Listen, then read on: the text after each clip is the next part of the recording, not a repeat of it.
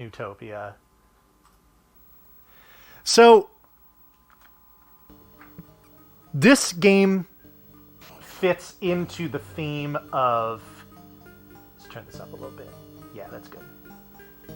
So this game fits into the theme of my favorite video games of all time, but where it's the odd one out is that this was not a game that I spent a lot of time playing growing up. I certainly did have this game. I had a TurboGrafx 16 when it was in its regular cycle.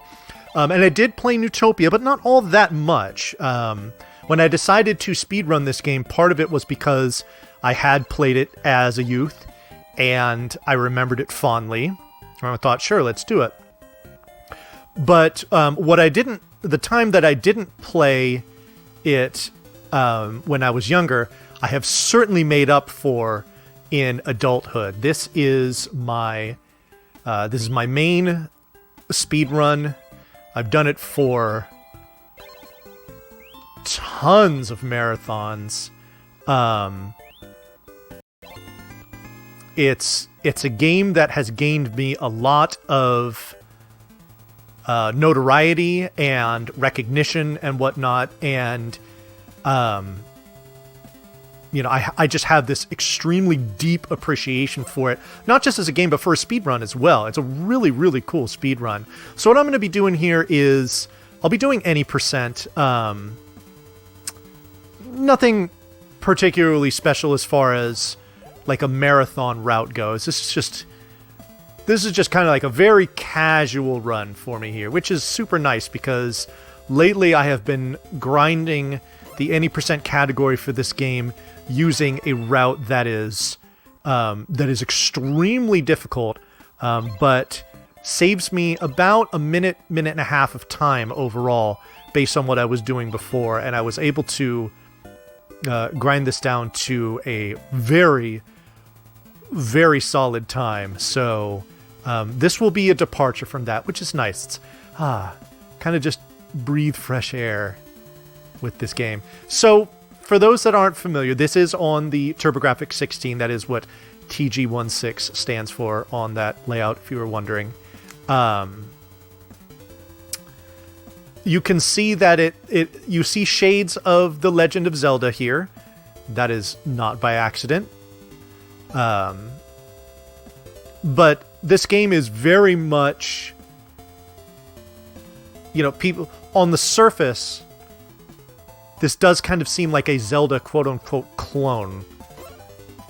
And yes, it shares a lot of elements with it, but this game definitely stands in its own right in just how challenging it is. Indeed, dog, you get it. Yes, that is correct. There is a randomizer for this game. There is a functioning randomizer for Neutopia. Oops, didn't mean to get hit there. Big shout outs to my crew that helped to make that. Conkers, Jiggly Saint, and Sveneroth chief among them. Put a lot of work into making that randomizer, and it is one that once I've got a lot of my projects and marathons and stuff that I'm doing out of the way, is probably something I will be hunkering down with and playing, because I've done a few seeds of it before, and it is a lot of fun. So...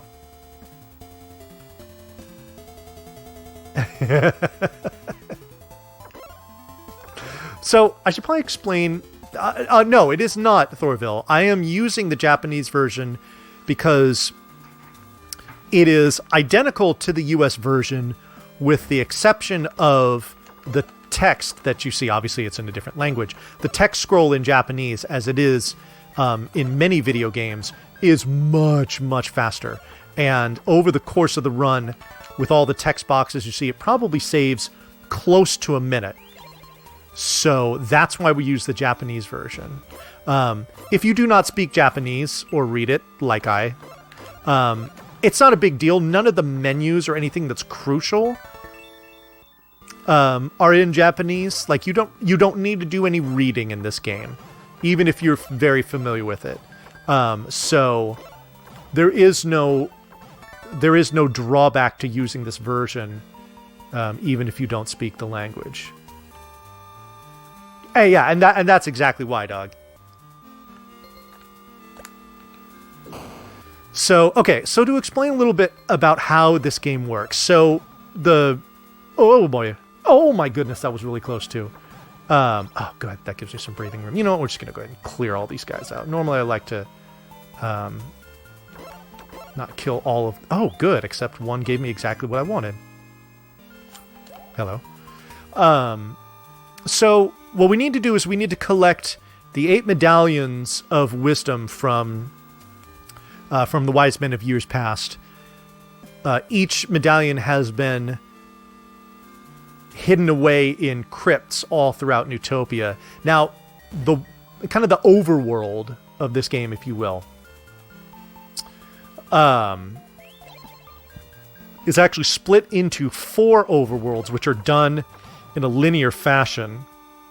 In each overworld, which are referred to as spheres, there are 2 crypts. So, we'll do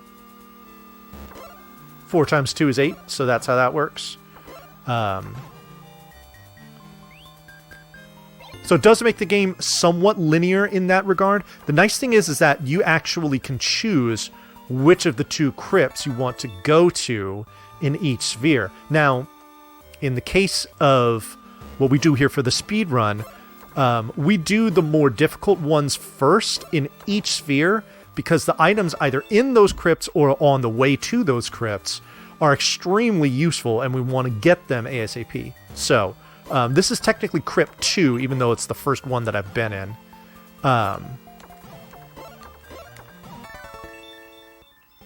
You know, if you're familiar with speedruns of The Legend of Zelda, it's very much the same way. They don't go, you know, speedruns don't go, you know, 1, 2, 3, 4, 5, 6, 7, 8, 9. I want to say, like, most speedruns start with number 3. Like, you do, I feel like you do dungeon number 1, like, 4th, you know, so, yeah. Alright, so here we have our first boss. This is the Golem. It kind of splits its clay body apart and attacks you with it. The nice thing is that you can destroy those flying pieces with your sword, so if you're in the right position, and you time your stab just right, which the timing of the initial split is always the same when you enter the room, you can just stand there and break those pieces before they really even come off, and immediately start assaulting that orb that's flying around in the middle, and that's how you do damage to the boss. So, the quickest you can do that is in 2 cycles. That's what we've done, so well, there we go. 1 crypt down, 7 to go.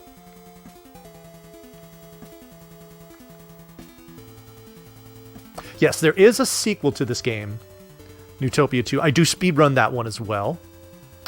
That was one I did not play growing up, but decided to pick it up because when I did a whole bunch of good stuff here with Neutopia, they were like, well, when are you going to speedrun its sequel? And I was like, I don't know, when I feel like it. And then I picked it up and I was like, okay, this game is rad. Let's do that. And so I got a couple world records in that one too. So, yeah, Neutopia 2 is a really, really sweet game. But again, because we're doing our 5 favorite games, because I love this one so much and it has so much meaning, not only did this have to be in the list, but of course this is going to run the anchor leg for me for my block. So that choice was pretty easy for me to make. Oh, nice. So this is what I refer to as the Belfry. There is a commensurate room in, at least as far as, you know, how it's nicknamed, in The Legend of Zelda for their speedruns. There can be a lot of variance in this room as far as the patterns you get from the enemies and trying to kill them. So that Belfry was actually above average, so we will take it.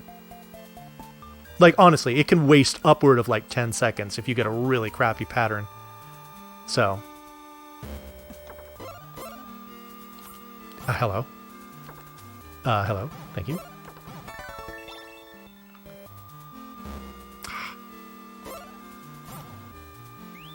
So at this point, we've got our sword upgrade. On a lot of enemies, it's going to do more damage than this fire wand. So we like it when enemies get close because that way we can kill them in 2 hits as opposed to 3.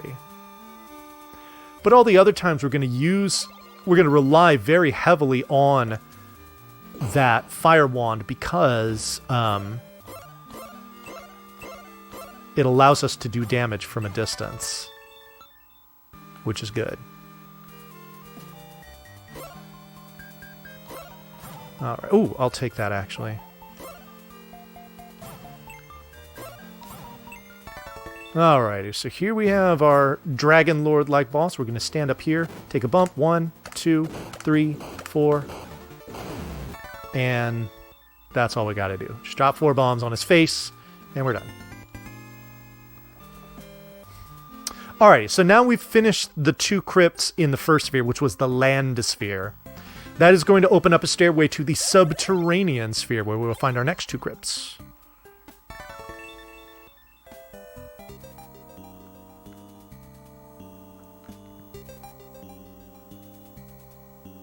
So, it actually doesn't show it on the layout, but so what I'm doing here, this speed run that I'm doing is the any percent category. And, any percent is a pretty standard category. How it differs from the 100% category, which does exist for this game as well, is that in the any percent category, you need to collect all... Oh, actually, you know what? Let's go ahead and do this. So in the any percent category, you need to collect all permanent items, all upgrades for your sword, your shield, and your armor, all of the upgrades to your bomb capacity, and then all but one of the upgrades to your life, the manual upgrades to your life capacity. You always get a life upgrade every time you collect a medallion, but there's 4 other places that will just give you one for free. I've already collected one. In any percent, we only collect 1 more. But there are 4 of them. However, once you defeat all the dungeons, if you try to collect all 4, there's a maximum to your maximum. And collecting the 4th one will net you nothing, essentially. So that's why we only require you to collect 3 of the 4.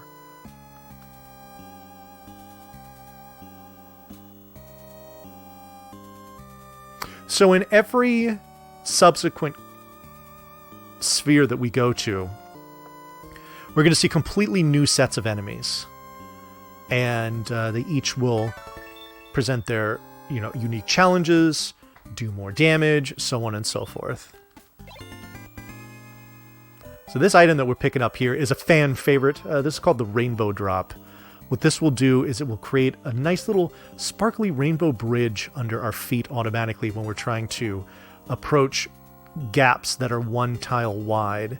We actually need it in order to get past the first room of this next crypt that we're going to be at in just a few screens.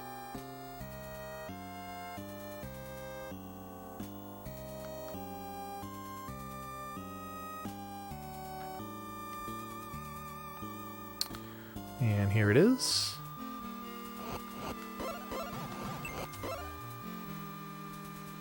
You saw that little kind of rainbow thing coming up under my feet there. That's the bridge at work. It deploys automatically. I don't need to press a button or do anything to make it happen. So, shoot.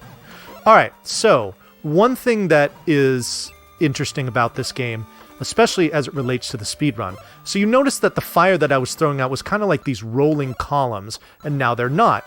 The reason why is because the output of my fire wand is tied directly to my current life total. Not my maximum, but my current life total.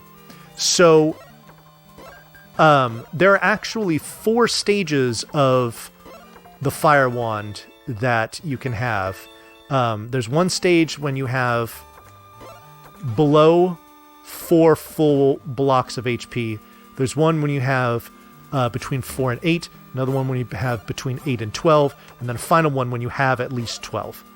That is what we refer to as the good fire, and it is extremely useful.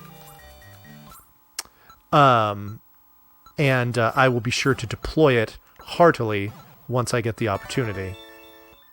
So, that's one of the things that makes the speedrun, to me, very interesting, is having to properly route your current life, having to, be careful in certain areas such that you don't lose an upgrade of fire and have to, waste time because you're not doing attacks as quickly, so on and so forth. The potions that you get, be sure to ration those properly. So there's a lot of strategy and planning that goes into that. And of course, it's also tied to your skill. If you get hit a bunch because you play sloppy, then it's going to heavily affect how well you speedrun the game. So,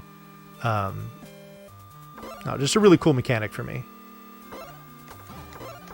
Hoping to get a bomb drop from one of these guys, and I didn't. Alright, so I'm going to need to get that before I go into the next crypt. Otherwise, I won't be able to get through it.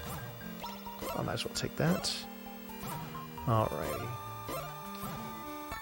So, very complicated boss here.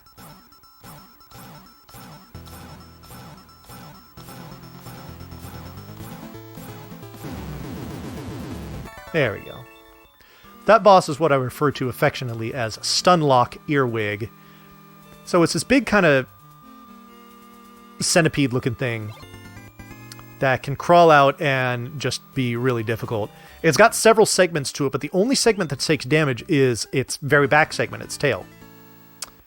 Fortunately, all of its segments suffer from hit stun from your sword. So, what you can do is enter the room on the left tile through the door, walk straight up, hit all of its segments at once with the sword, and they'll all just sit there in this nice pile against the wall as you just beat it down, and it's just totally defenseless. I did not mean to go in there. I don't even care what you have to say. I'm just trying to farm for bombs at this point, and if I don't get them, I might have to do a salty backtrack. Hold on, this is my last chance here. Oh my god, there it is, my very last opportunity before I had to go back. What a rock. Thank you. So I have to use 5 bombs to get through this crypt, and I need to have 1 left over when I leave it, so having at least 6 is the name of the game.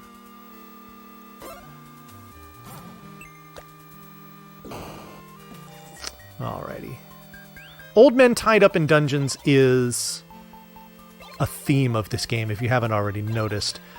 This right here is going to be the only shield upgrade that we're going to get in the any percent run. The other 2 upgrades are not terribly useful, and they are way far out of the way. It is nowhere near worth it to get them.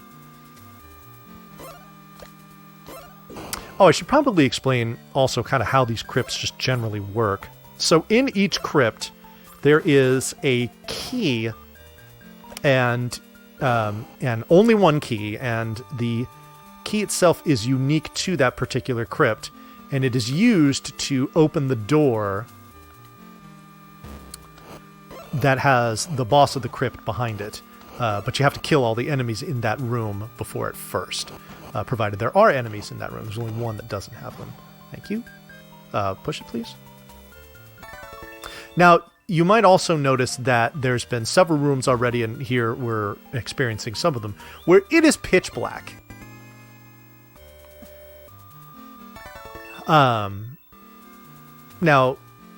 I am navigating these rooms in the dark because I know them that well. Now, there is an item that you can pick up that will light up these rooms. It's an item called the Moonbeam Moss. We've already passed it, and we're not going to get it. To do it is about a 30-second or so detour. Oh, thank you. And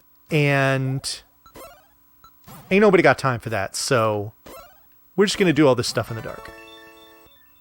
Alright, so these are the Dagger Twins. We manipulate it to come right up here so that he just flies to this back wall, and we hit him 11 times. 7, 8, 9, 10, 11. He bounces me back. That's fine. 2, 3, 4, 5, 6, 7, 8, 9, 10, 11. Because it manipulates that guy after he does his knife throwing pattern to just move straight down, and we bounce him against the wall, and that fight is pretty safe.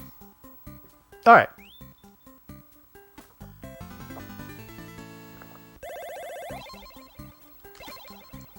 So 2 crypts done in the subterranean sphere. On we go to the sea sphere. This is where there is a major difficulty spike in this game. A lot of the enemies we're going to encounter in not just this overworld, but especially these next 2 crypts that we're going to go through are rather challenging to deal with.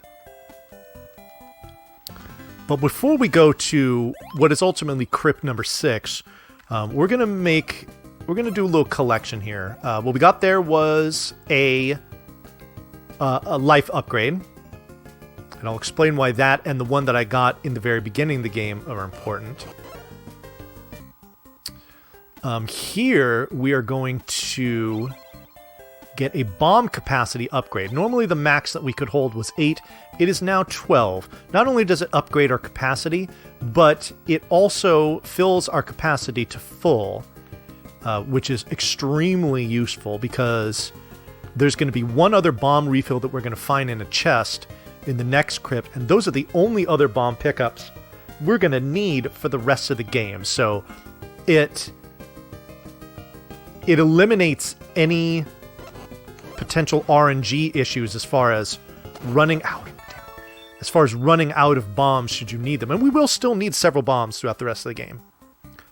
But what we're picking up here is arguably the most important of the pickups that we're making here. This gentleman here in his leather hat is giving us the Falcon shoes. These are going to double our movement speed. They're also a required item. You need to be wearing them in order to get into this next crypt that I'm going into. But definitely the more important part of that is the fact that we are moving way, way faster. And this is going to be extremely useful for navigating some tricky enemies over the second half of this game.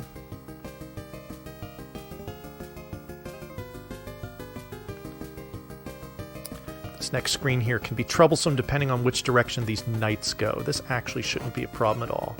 Good. Perfect. Give me plenty of space there. Alright, so into Crypt 6 we go. This crypt is rather challenging, partly because of these fuckers right here. These purple wizard enemies. They will, as soon as you get into their line of sight, they will shoot out these blue arrows at you. Those blue arrows will actually negate the fire that you throw out, and that's not good. We also have these kind of like, what I call them zombadillos. They look like undead armadillo enemies. They unfortunately can only be damaged by your sword. They are impervious to the fire wand, so you have to get up close and personal with them. We also find what my friend Scala, who is a major fan of this game, refers to as kitty ghosts. They are these wisps that move around pretty quickly, very diagonally, and very erratically. So we don't like them. So we've got all these things and more to deal with in this crypt. So this is a fun one. In my opinion, as far as the speedrun goes, this is the most difficult crypt in the game. So hopefully we get through this without too much incident. All right, now these transparent slug enemies here, remember them. They're actually going to be, they will play a very, very vital role in this speedrun in this crypt. So I'm using an item that I picked up in the first crypt that I went into, which is the magic ring. And what it does is it's a single-use item that will turn certain enemies into smaller, easier to kill enemies, which is, actually I'm going to pick that up, which is very useful in this dungeon because there's going to be a couple of rooms that have a lot of those wizard enemies in them and we don't like dealing with them. A, because it takes a lot of time to fight them, but B, they can also do a ton of damage to you. And, oops, I didn't mean to do that. HP management is extremely important, pretty much for the rest of the game. For the rest of the speedrun, that is. Such that I'm actually going to take the time to just throw out this wall of fire here so that I can take as little damage as possible from these little jumping bugs here. Partly because I want to be able to have this level of fire to deal with these guys. They kind of bounce up and down, and if you're using the grade of fire below it, those balls that you throw out, they can just bounce right over them, and it can make fighting them from side to side extremely tricky. But if you have the fire, not only is it taking less hits to kill them, but they can't just like float over them, which is good. All right, so I'm going to take the time to deliberately kill these slugs because they can drop those rings that I was talking about, and I need another one, and I need it in short order, and I still haven't gotten it yet, and now I'm starting to worry unless he drops one, and he did not. Okay, this could be bad. We have backups, but we don't want to use those. We want to do this legit. So I have one more room where I can take out some of these slugs and hopefully farm a ring, so wish me luck, everyone. Here we go. Come on, buddy. Nope. Yep. All right. So, anytime a slug drops a ring, that is not just a regular slug. We refer to them very, very affectionately as slug homies. We would love to see another slug homie in here because we need a ring in crypt number 8. And we did not get a homie, unfortunately. That's okay. We will have more opportunities. Don't fret. In fact, I've got one right here. You want to give me one? No. Okay, that's fine. That is fine. Oh my god, stop it. Oh, hello. We just boost our way through that. It's not worth it to try and fight them. Alright. There's like a ring... Oh, I can't even grab that. That's annoying. I would love to. There's like a ring of blocks in here that are very easily to get caught up on because they're kind of spaced out. So it makes doing... that one I can grab. It makes doing the fighting in this room rather awkward. We got through it just fine. Alright, one more room here with these wizard enemies before we fight the boss. Nice. Alright. So this here is Poverty Trinex. We're going to try to do a very deliberate pattern here to get these two heads loose and in the corner so that we can do a whole bunch of damage to them for free. And this should be pretty much done.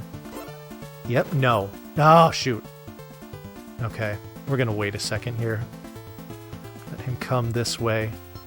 And we'll just bounce the head off the wall, at least we should. Okay, going to have to use a potion so we don't die. Not dying is ideal.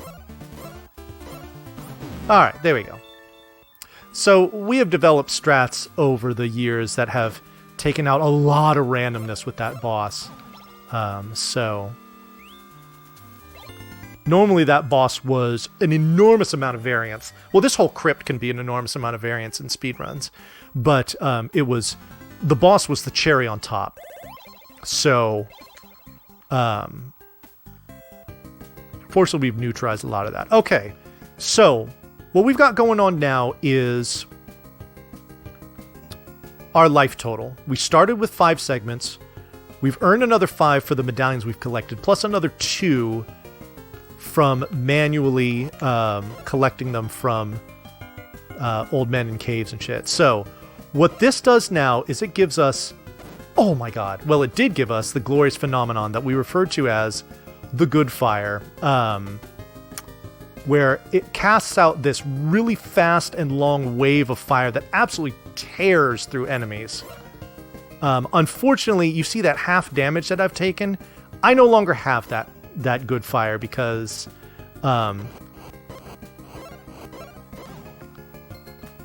you have to have at least 12, no exceptions. So with even a little damage, it can really affect things. Okay, good. There's one cherry. If I get another one, then we get the good fire back. Ah, we didn't get it. Okay, that's fine. All right, so what we're doing here is what I like to refer to as a micro crypt, where basically all we did was just kill those enemies. We're going to talk to this guy, push a block to open that door, and we're going to leave. That's literally all we're going to do here. You need to do all of this in order for the entrance to crypt number 5 to even appear. Normally, if you go to the screen without doing it, it's just a blank, the floor is just empty. But now the entrance will be there because we've done all of that. It's the only crypt to have this requirement for it. And it is a bit strange in the design. You know, like if you talk to the NPCs to try to figure out how to do it, it's not very straightforward. They make it very cryptic. So it is kind of a weird quirk of this game. Yeah, stay out of my way. That's right, we need to kill some of these guys because we want a homie. I need a homie. And he's gotta drop rings, and he's gotta be awesome, and that's just what he was. I need a homie. Alright, cool. We got a ring.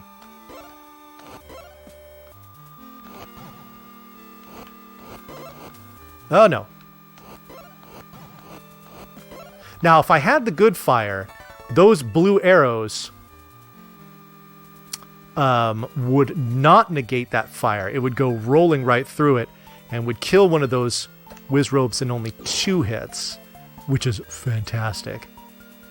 Unfortunately, we took that one little bump, and that robbed us of the dream for this crypt.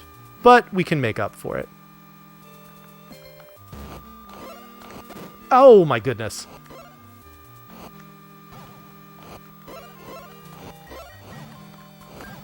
Bonus homie. Unfortunately, you can only hold 1 ring at a time. It would be great if you could hold more, because we need to use 3 of them throughout the run. But alas. Come on. Okay, cool. Hello. Cryptic crypt entrance, yes. Hello?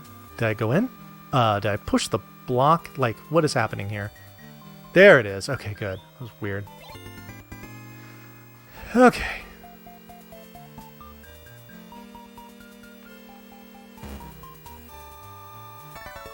Alrighty. I see y'all checking out the schedule. I'll be doing this for probably about the next 15-ish minutes.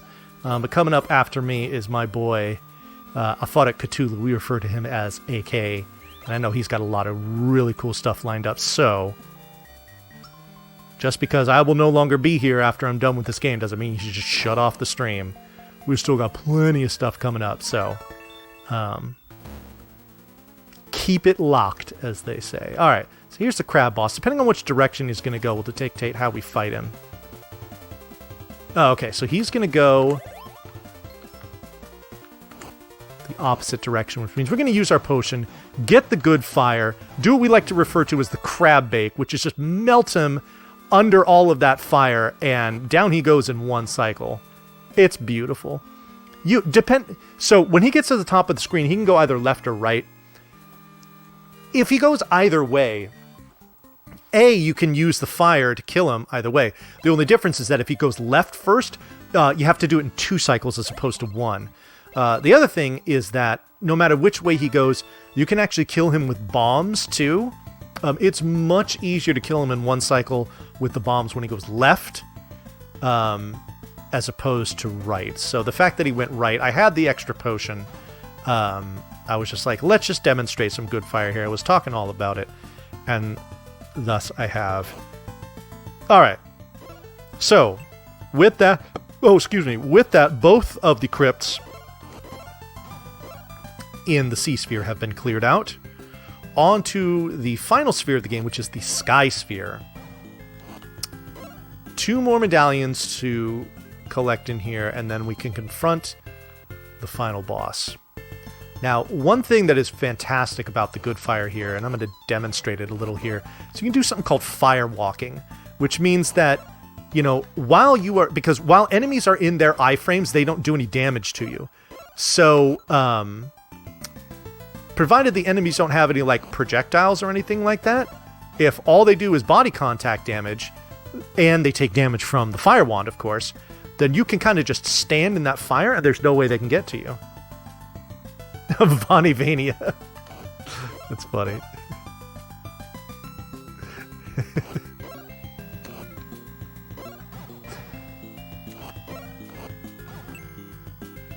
Who knows? I might learn a Castlevania speedrun at some point here.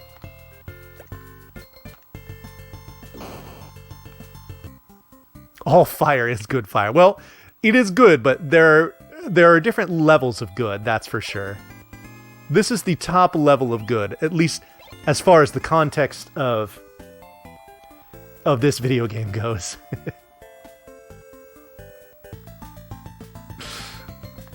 Yo, Oots Kapoots, thank you very much. Oh, Goat Wizard, get out of the way. Thank you. Alright, we want to try and keep the good fire if we can, because it allows us to kind of just clear the path here and just make walking through here very easy. Oh, goodness, I almost just let him walk right up to me. Okay, cool.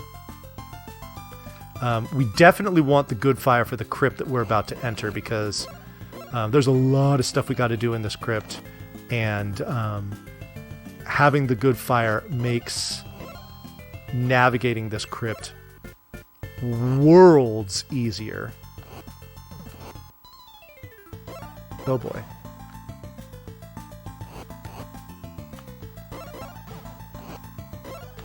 Oh, okay. Well, that's alright. We picked up 2 potions on our way here, specifically for the purpose of using one in here, because it's extremely rare that I get to this crypt with at least 12 segments of life. So we use this potion in here at the very beginning to ensure that we have it, because the first half of this crypt is made much easier and faster by having it. It's just that important. Like, there's a lot of places where you got to kill all of the enemies in the room to progress. And when you have the good fire, it makes life very easy. As you can see, like, all the enemies in there just basically melted. Same here. We're going to move over here. Throw fire mostly from right to left. And there they go. They're all dead. Alright, now. We made a beeline this direction because we're going to pick up an extremely broken item. This is the Bell of the Sky. What this will do, and we're going to start using it right away, is in rooms where you would normally need to push a block or kill all of the enemies, or sometimes both, before you can open a closed door, ringing the bell overrides all of that BS and just forces the doors wide open. All it costs you is about 2.5 seconds to let the chime do its thing. But that is a very, very welcome trade-off.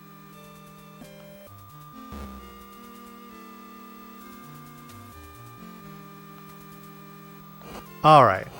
So at this point, the importance of the good fire, at least as far as getting through the crypt, is somewhat diminished. So I lost it and then I gained it right back with that cherry.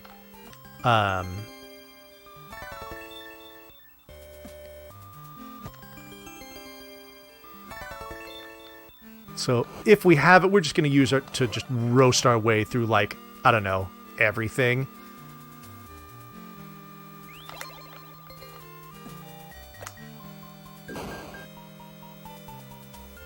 Just push those guys out of the way and move up. We can't roast this jackass, unfortunately. He's another one of those enemies that will only take damage from your sword. And I just need you to get out of my way, really.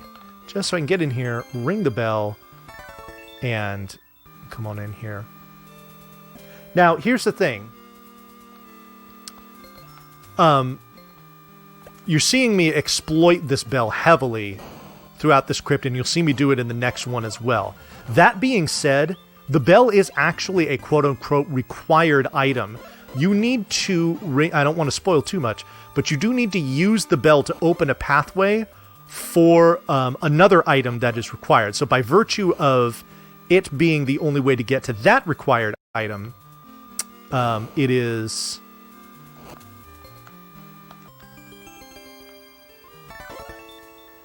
it is necessary to get even in a casual playthrough. Alright, so we got all these big bad enemies in here. No, we don't. We got the ring instead.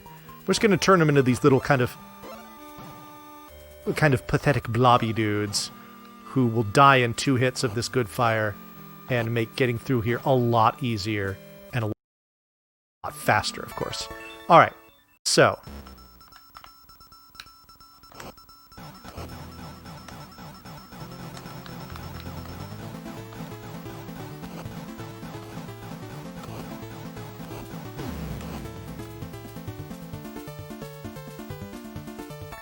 the power and importance of the good fire on full display there. That is by far the most difficult boss in the game, casually. However, if we manipulate its movement pattern just so, throw just the right amount of good fire, we can destroy it before it really does anything to us at all. Which is great, because that boss has an absolute truckload of HP. So, killing it without the good fire takes an immense amount of time. So, the good fire is definitely our friend. Alright, one more medallion to go, but before we get there, we need to make... an extremely important pit stop.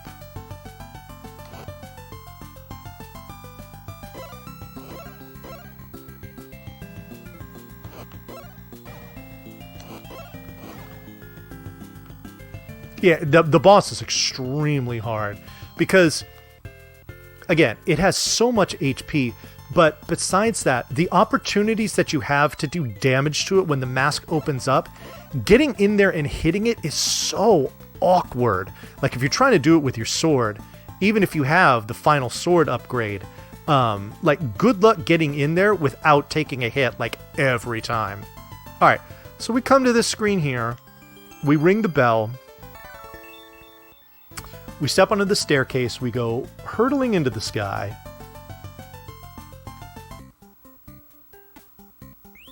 and we pick up what is literally called the strongest sword. Not only is this the strongest sword in the game, it is the only weapon that will do damage to the final boss. And the only way to get the strongest sword is by ringing the bell. Hence, why you need to get the bell no matter what.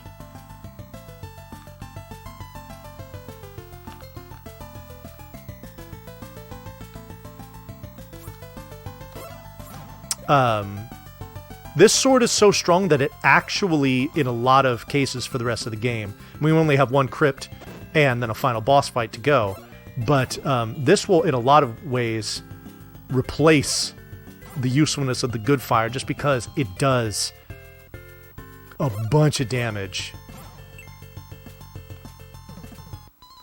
Also, a neat little thing about the swords in this game is that each progressive one that you get not only does more damage, but they're slightly longer as well. So you get not only a damage output increase, but a range upgrade as well, which is neat. So there's 3 sword upgrades in the game. We got the first one a long time ago. We skipped the second one just because you don't, I mean, by that point that you would get it, you have, oh, I should have picked that up actually. You have the good fire. You don't really need it. It's just an unnecessary detour. So we just skip it. Okay. Hope you're ready, man. I'm going to be done here in about, I don't know, 5-ish minutes.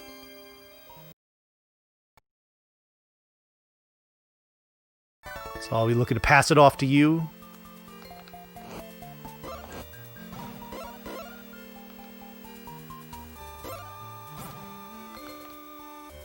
All right, so this next room coming up here is by far the most difficult room to do due to it being dark. I absolutely do not recommend doing this if you're a beginner to this speed run. Because you got 3 specific blocks that you need to push there, and you have to push them in a certain order and in certain directions. And of course, you can only push each block once, so if you do anything in the wrong order or in the wrong direction, you have to reset that room. Now, as far as the speed run goes, that's a massive time loss. So it's really something that if you are needing to... if you're wanting to really go for a good time, you need to get right the first time. Yeah, I'm dropping a few frames again, Thorville. I apologize for that. I'm not sure what's going on. I was having that issue before. Then I didn't, and then I did again. So it's just one of those things. Streamer problems.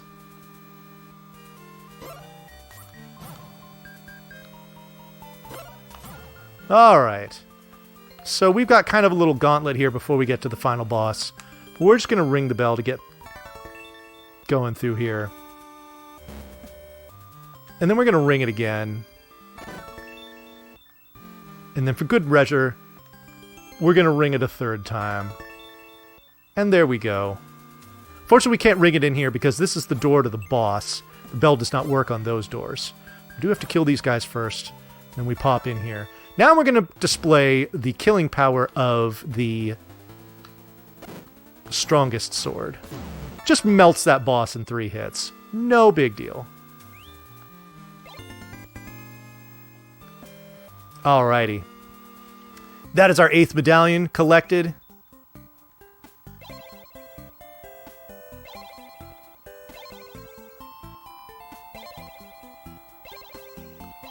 So off we go.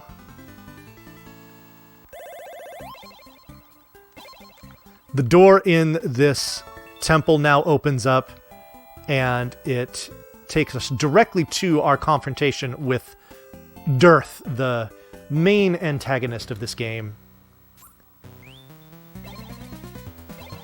So this fight is pretty elementary, provided that you know what you're doing.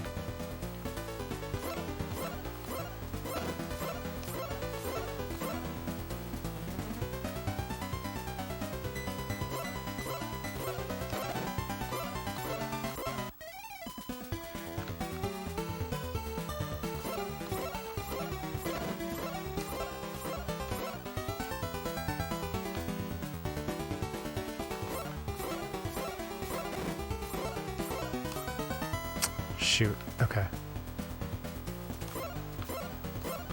So that was 1 hit away from being a perfect boss fight.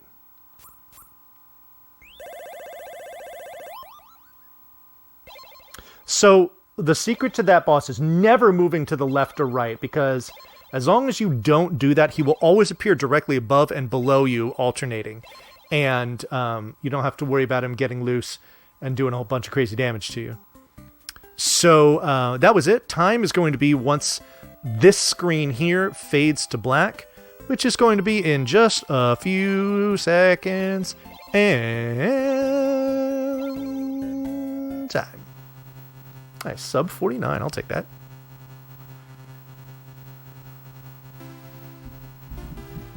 Alrighty.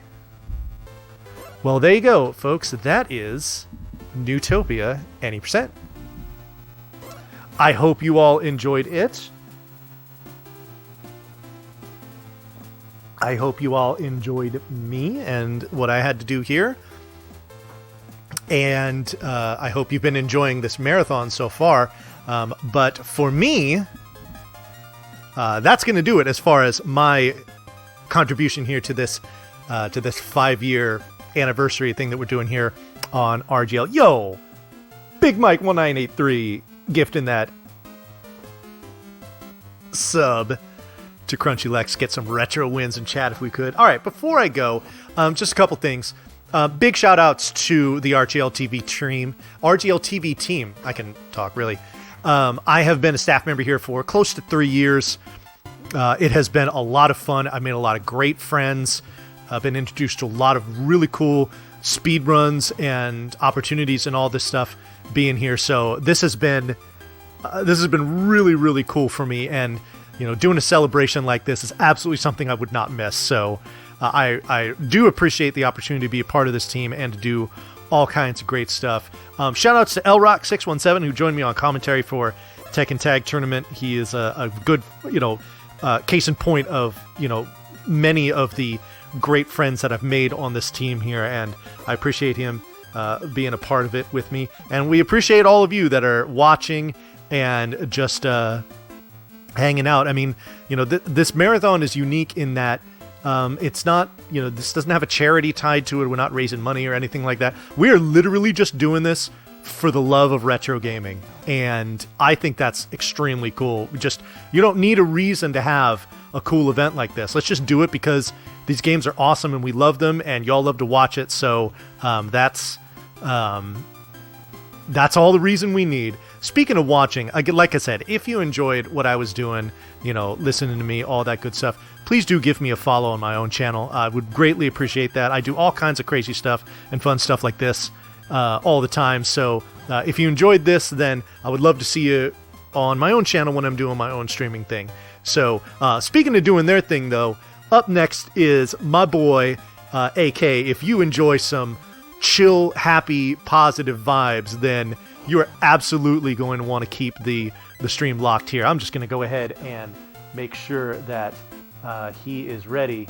And then if that is the case, then I will pass it off. So, but I'm pretty sure if I know AK, I know, he's there in chat. Oh, y'all putting in the links. You all are too kind. Too kind. So, alrighty. It looks like AK is indeed ready, so I am going to go ahead and cut here. But again, everyone, thank you so much for hanging out with me here for the last about 2.5 hours, watching me play some games that really do mean a ton to me and have, we're part of my formative years as far as, what is ultimately now retro gaming goes. So it was really special to be able to do that here. We're going to pass it off to Afada Cthulhu. Be sure to enjoy what he's doing because it's going to be awesome. And he's kicking it off the way that he knows how with Little Castlevania. So thanks so much, everyone. I hope to see you all around soon. And until next time, take care, everyone.